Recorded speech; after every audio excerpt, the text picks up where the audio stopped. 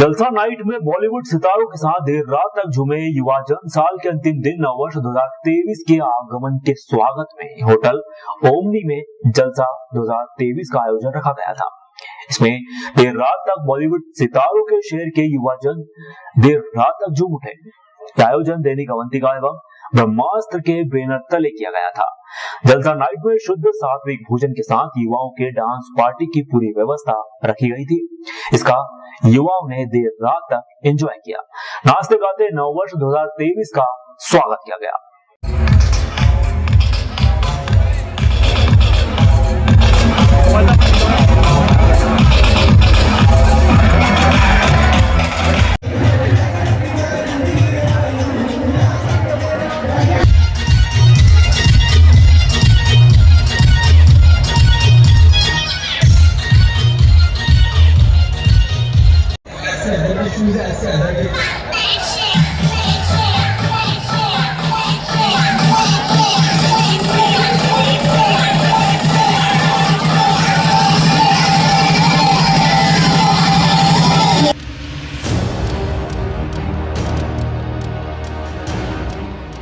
मंगलनाथ मंदिर में अब महाकाल प्रसाद भी उपलब्ध होगा। वहीं अब यहाँ शीघ्र दर्शन के लिए 100 रुपए की रसीद भी कटानी होगी। जहाँ श्री महाकालेश्वर मंदिर प्रबंध समिति द्वारा श्री मंगलनाथ मंदिर में भी भगवान महाकाल के बेसन के लड्डू प्रसाद का काउंटर यहाँ पर खोला गया है। मंदिर में आने वाले श्रद्धालुओं को मंगलनाथ के आंगन में ही महाकाल की प्रसादी प्राप्त हो रही है।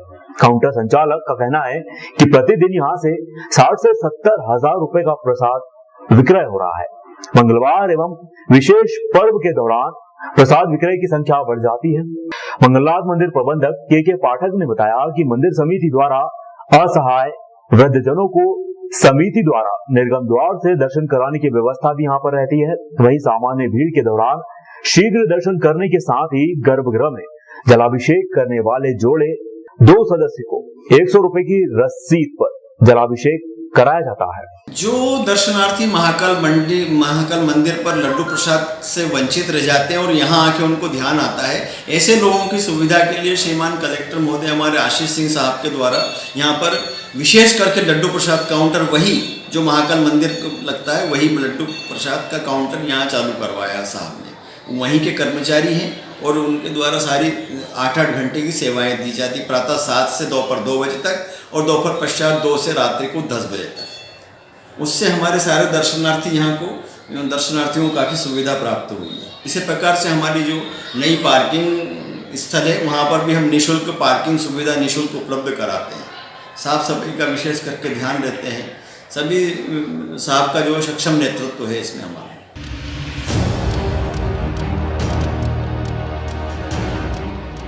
बिग बॉस 1 नागिन धारावाहिक के मशहूर टीवी कलाकार करणवीर बोहरा ने बाबा महाकाल के दर्शन के मंदिर में भीड़ होने के कारण एक दिन बाद वे दर्शन कर पाए। नववर्ष पर बाबा महाकाल के दर्शन के लिए देश के कोने कोने से भक्त महाकालेश्वर मंदिर पर पहुंचे, तो वहीं दूसरी ओर कई सेलिब्रिटीज भी बाबा के दर पर माथा टेकने के लिए पहुंच रही हैं। यहाँ नववर्ष की पहले दिन 5 लाख से अधिक श्रद्धालुओं ने बाबा महाकाल के दर्शन किए। ऐसे में मशहूर टीवी धारावाहिक करणवीर बोहरा भी दर्शन करने के लिए 1 जनवरी को महाकाल परिसर में पहुंचे। महाकाल मंदिर में श्रद्धालुओं की संख्या अधिक होने की वजह से वे दर्शन नहीं कर पाए, इसलिए 2 जनवरी सोमवार को उन्होंने बाबा महाकाल के दर पर मत्था टेका। बाबा महाकाल का देवी के रूप में श्रृंगार को देखकर वे भावुक हो उठे। मीडिया से चर्चा में कहा कि उन्होंने बिग बॉस नागिन जैसे धारावाहिकों में काम किया है। आने वाले समय में पाताल पानी व कुतुब मीनार फिल्म आने वाली है। सबसे पहले जय श्री महाकाल, ओम नमः शिवाय और happy new year to everybody. आज 2 तारीख है। मैं एक्चुअली 1 तारीख को आया था बाबा के दर्शन करने के लिए, लेकिन कल मौका ही नहीं मिला। बाबा ने इतनी भीड़ थी, करीबन 7-8 लोग थे यहाँ पर, लेकिन देवी जी के दर्शन हो गए हमारे। और आज हम जो यहाँ पर आए, इतने बढ़िया दर्शन हुए, ओम नमः शिवाय। और गजब की बात ये है, आज जो चेहरा बनाया गया था लिंग के ऊपर, वो काली माँ का था। मतलब मेरा एक ऐसा कनेक्शन बना है कि मैं समझ नहीं पा रहा हूँ कि एकदम आंसू बहने लगे। और कहते हैं ना कि एक कुछ अंदर जागृत होता है, मेरे अंदर कुछ जागृत हुआ, पता नहीं क्या, लेकिन बहुत बहुत अच्छा लगा और थैंक्स टू यू द्वार तक भी दर्शन हो गए। किन किन सीरियलों में आपने अपनी भूमिका निभाई है? ऐसे तो बहुत सारे गए हैं, बिग बॉस है, नागिन है, सौभाग्यवती भव है, लेकिन अभी हाल ही में मेरी 2 फिल्में आ रही है। एक फिल्म का नाम है पाताल पानी, जो हमने यहाँ इंदौर में शूट की थी, पाताल पानी स्टेशन पर ही शूट की थी, इसलिए नाम पाताल पानी रखा गया है। और एक है कुतुब मीनार, ये दोनों आने वाली है, तो ज़रूर देखिएगा और बहुत सारे प्यार दीजिएगा।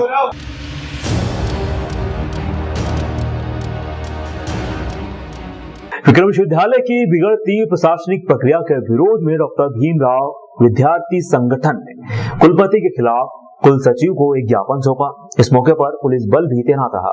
संगठन के राम सोलंकी ने बताया कि वर्तमान में विश्वविद्यालय के अधिकारियों ने अध्यादेश को ताक पर रखकर मनमाने निर्णय लिए जा रहे हैं। ऐसा एक प्रकरण है जिसमें विश्वविद्यालय के उच्च अधिकारियों ने झूठे अभ्यावेदन के आधार पर अवकाश के दिन व्यक्तिगत लेटर हेड पर एक शिक्षक को नियुक्ति प्रदान कर दी थी। इस पूरे मामले में कुलपति की भूमिका इसलिए भी संदेहास्पद है कि बिना किसी प्रशासनिक प्रक्रिया के कुलपति ने संबंधी शिक्षक को अध्ययनशाला में पदभार ग्रहण करवा लिया, जब इस संबंध में कोई आदेश जारी नहीं हुआ था। इस पूरे प्रकरण की जानकारी के अनुसार तथ्य प्रस्तुत है। कुलपति द्वारा व्यक्तिगत लेटर हेड पर किन परिस्थितियों में आदेश जारी किया जा सकता है, इसकी वैधता क्या है, यह पूरी प्रक्रिया एक प्रशासनिक षड्यंत्र प्रतीत होती है। इसमें विश्वविद्यालय द्वारा पहले न्यायालय में यह पक्ष रखा गया कि हम पुनः प्रकरण सुनने को तैयार हैं, फिर मनमाने तरीके से तथ्यहीन अभ्यावेदन स्वीकार कर लिया गया। बिना प्रशासनिक प्रक्रिया के आदेश जारी कर पदभार ग्रहण करवा दिया गया। अतः पूरे प्रकरण की जांच कर पद का दुरुपयोग करने वाले कुलपति एवं अन्य अधिकारियों के खिलाफ जांच की जानी चाहिए। सर, ये जो ज्ञापन हम लोगों ने आज जो कुलपति जी हैं उनके द्वारा खुद के लेटर हेड पे छुट्टी वाले दिन एक पौनेनाथ तिवारी करके उनको नियुक्ति दी है, जो कि एक संविधान और कानून का सरेआम उन्होंने धज्जियां उड़ाई है। ये नियम नहीं है।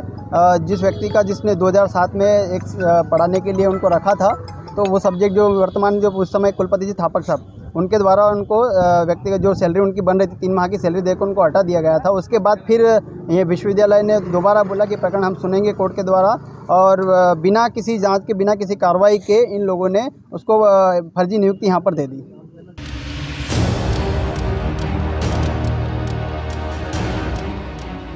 विक्रम विश्वविद्यालय के कुलपति अखिलेश पांडे ने बताया कि विश्वविद्यालय में स्वाधीनता संग्राम के महान जननायकों पर केंद्रित विशेष कोर्स शुरू किया जाएगा। इस कोर्स में एडमिशन लेने वाले विद्यार्थियों को जननायक के बारे में जानकारी मिल सकेगी। इससे विद्यार्थियों को स्किल डेवलपमेंट का लाभ भी मिलेगा। इसके अलावा गैर हिंदी भाषी तथा विदेशी विद्यार्थियों के लिए विशेष हिंदी कोर्स शुरू किए जाएंगे, जिसे संचालन सुचारू रूप से किया जाएगा। गैर हिंदी भाषी एवं विदेशी विद्यार्थियों को लाभ मिलेगा। साथ ही विश्वविद्यालय में अब केंद्रीय प्रयोगशाला भी होगी। इससे प्रत्येक विषय के विद्यार्थियों को एक ही स्थान पर विषय से संबंधित सामग्री मिल सकेगी। कुलपति ने बताया कि नए वर्ष में विश्वविद्यालय में शुरू होने वाले नए कोर्स में हेल्थ एजुकेशन के कोर्स भी शामिल रहेंगे। हेल्थ एजुकेशन में पैरामेडिकल कोर्स, नर्सिंग कोर्स शुरू करना, इसके साथ ही हेल्थ साइंस में जितने कोर्स की परमिशन मिलेगी उन्हें शुरू करना है। इससे विद्यार्थियों के लिए नई राह खुलेगी। विक्रम विश्वविद्यालय एक ऐसी जगह है जो सांस्कृतिक नगरी है, और यहाँ पे अभी हमारा नेक हुआ था। नेक में जो टीम है उन्होंने बहुत फोकस किया था आर्कियोलॉजी में। हमारे पास आर्कियोलॉजिकल बहुत सारे ऐसे मॉन्यूमेंट्स वगैरह हैं, तो हम नए जो सत्र है हमारे जो आर्कियोलॉजिकल जो हमारे मॉन्यूमेंटल वगैरह सारे म्यूज़ियम में रखे हुए हैं, उनको हम लोग बहुत तरीके से फोकस करेंगे, जिससे कि यहाँ आने वाले जो बाहर के लोग हैं वो उसको देख सके और विश्वविद्यालय का नाम हो। दूसरा, यहाँ विदेशी विद्यार्थी भी बहुत आ रहे हैं। अभी जो कंबाइंड टेस्ट हुआ था, उस कंबाइंड टेस्ट से नागालैंड को छोड़ के हर स्टेट के बच्चे आए, तो उनको हिंदी में कुछ प्रॉब्लम आ रही है, हिंदी वो बोल नहीं पा रहे हैं, लिख नहीं पा रहे हैं। तो विश्वविद्यालय जो उनके लिए एक नया प्रयोग करने जा रहा है, नई टाइप की हिंदी के जो कोर्सेज उनके लिए डिज़ाइन कर रहा है। तो इस साल हमारा फोकस रहेगा कि उसके कारण विद्यार्थी ना रुके, बल्कि उसको हम लोग नई तरीके से डिज़ाइन करके और उसको जो बाहर के बच्चे हैं उनको करें। विश्वविद्यालय स्पोर्ट्स के बारे में भी अभी स्पोर्ट्स डिपार्टमेंट नहीं था, लेकिन अब 1 साल हो गया, चालू हो गया है। अब स्पोर्ट्स के जितनी भी एक्टिविटीज़ हैं, ख़ास तौर से जैसे मलखम्ब है जो उज्जैन में बहुत ज़्यादा है, ऐसे बहुत सारे जो स्पेशल टाइप के मालवा के जो स्पोर्ट्स हैं, उसको अब विश्वविद्यालय अपने विभाग में इस साल कोशिश करेगा उसको शुरू करें।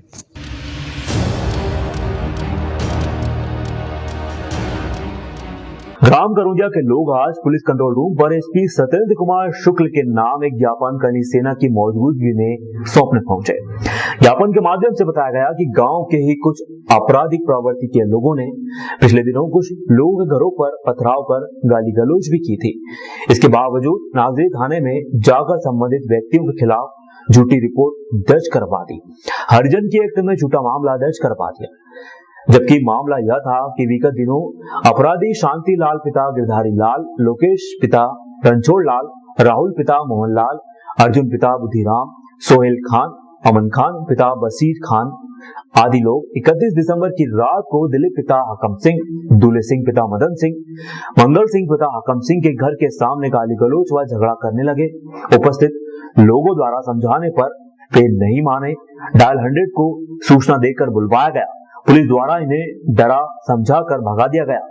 पुलिस के जाने के बाद पुनः 40 से 50 लोग दूल्हे सिंह पिता बहादुर सिंह के घर के सामने इकट्ठे होकर गाली गलौज एवं पथराव करने लगे। इसमें दूल्हे सिंह ने अपना घर का दरवाजा बंद करके अपने और अपने परिवार की जान बचाई। गांव के अन्य लोगों के एकत्रित होने पर यह लोग मौके से भाग निकले। दिनों 31 तारीख की रात को नागजरी थाना क्षेत्र के गांव करौंदिया में असामाजिक तत्वों द्वारा व समुदाय विशेष के लोगों द्वारा वहां पर ब्राह्मण समाज, राजपूत समाज, नायक समाज एवं कीर समाज के लोगों के घर पर पथराव किया गया, जिसमें नागजरी थाना क्षेत्र द्वारा जिन लोगों के घर पे पथराव हुआ उन्हीं के ऊपर एट्रोसिटी एक्ट में मुकदमा दर्ज किया। व ये लोग कहीं ना कहीं उस गांव में भय का माहौल है, शासन प्रशासन वहां पर कोई सहयोग नहीं कर रहा है और ये लोग उस गांव से पलायन करने पर मजबूर हो चुके हैं। तो इसमें हमारे गृह मंत्री एवं मुख्यमंत्री क्या कर रहे हैं, उज्जैन का प्रशासन क्या कर रहा है। करौंदिया गांव में पाकिस्तान जैसा माहौल हो चुका है। वहीं का एक सोनू खान जिसने माननीय प्रधानमंत्री महोदय के खिलाफ एक पोस्ट करी थी जिसपे देशद्रोह के तहत मुकदमा भी दर्ज है और इसी में जो अपराधी हैं उसमें एक अपराधी 302 का भी आरोपी है। एक के ऊपर नागजरी और पवासा थाना क्षेत्र में भी केस चल रहा है। वहाँ पर कई आपराधिक प्रवृत्ति के लोग हैं जिन लोगों ने गांव में सामाजिक सौहार्द को पूर्ण रूप से बिगाड़ दिया है व उस गांव में एक ऐसा माहौल, पाकिस्तान जैसा माहौल उस गांव में बना दिया है। तो कहीं ना कहीं वहाँ के 300 घर इन लोगों से प्रताड़ित है और परेशान हो चुके हैं और पलायन करने पर मजबूर हो रहे हैं। और इसका संपूर्ण, अगर ये लोग पलायन करते हैं तो इसकी संपूर्ण जवाबदारी हमारे गृह मंत्री एवं मुख्यमंत्री की होगी।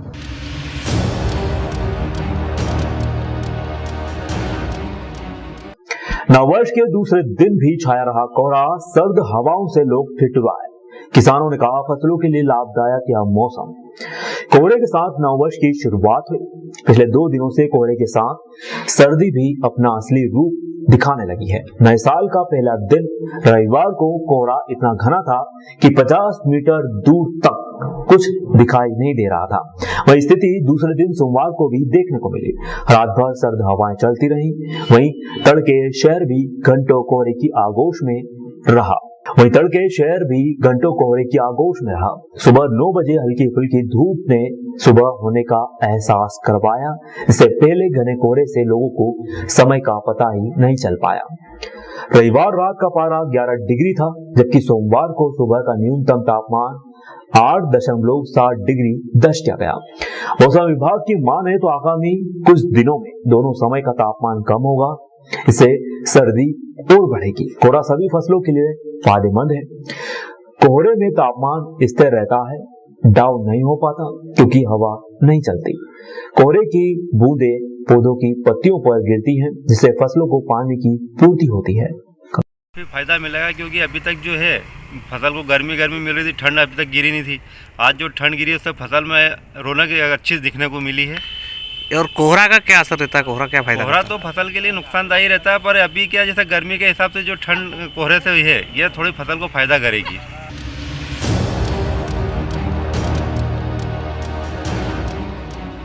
आगरमालवा जिले के नलखेड़ा क्षेत्र में चोरी की वारदातें बढ़ती जा रही हैं। इसके बाद भी पुलिस अभी तक उनका सुराग नहीं लगा पाई है। इसको लेकर एक बार फिर राहगीरों ने जिला कलेक्टर के नाम थाना प्रभारी को ज्ञापन सौंपा। आपको बता दें कि नगरीय क्षेत्र में 26 दिसंबर को दिन दहाड़े घर में घुसे दो बदमाशों ने महिला को देशी कट्टा अड़ाकर उसके हाथ पैर बांधकर लाखों की नकदी व सोने के जेवरात, इसमें 17 लाख रुपए नकदी एवं 22 तोला सोने के जेवरात लेकर फरार हो गए थे। इस लेकर नगरवासियों में आक्रोश देखने को मिल रहा है, किंतु अब तक चोरी का खुलासा करने में पुलिस नाकाम साबित रही। इसको लेकर राहगीरों के द्वारा जिला कलेक्टर के नाम थाना प्रभारी संतोष पाठक को ज्ञापन सौंपा है। ज्ञापन में बताया गया, यदि 24 घंटे में पुलिस चोरों को गिरफ्तार नहीं करती है तो 3 जनवरी को दोपहर 12 से 4 बजे तक पुलिस थाने के सामने सांकेतिक धरना दिया जाएगा। इसके बाद 4 जनवरी को संपूर्ण नगर बंद रखा जाएगा। इसके बाद भी पुलिस द्वारा वारदात का पता न लगाने पर जन सहयोग से अनिश्चितकालीन नगर बंद आदि आंदोलन किए जा सकते हैं। इसकी समस्त जवाबदारी पुलिस प्रशासन की रहेगी। ज्ञापन के दौरान बड़ी संख्या में नगरवासी भी मौजूद रहे।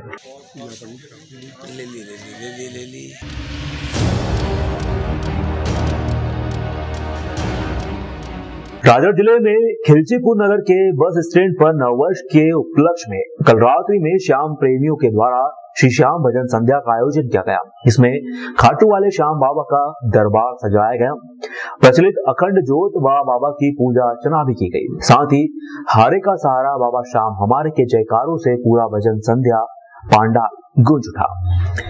भजन संध्या में गायक जगदीश डांगी, जामुनिया, संदीप पिपलोटिया राजगढ़, श्याम लाडला, अर्पित दीक्षित, कान्हा खिलचीपुर के द्वारा एक से बढ़कर एक भजनों की प्रस्तुतियां दी गईं। भक्तों का मन मोह लिया गया। भजनों की प्रस्तुतियों से श्रद्धालु को देर रात तक रुकने को मजबूर कर दिया गया। कार्यक्रम में देर रात तक भजनों का आनंद भक्तों के द्वारा लिया गया।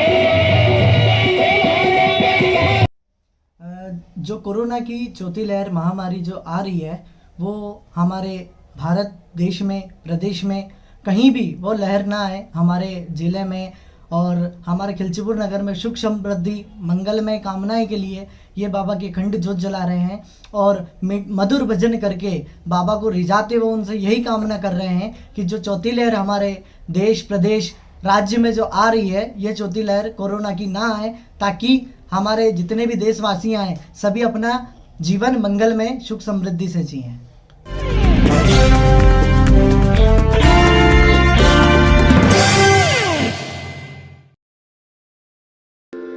ओम शांति।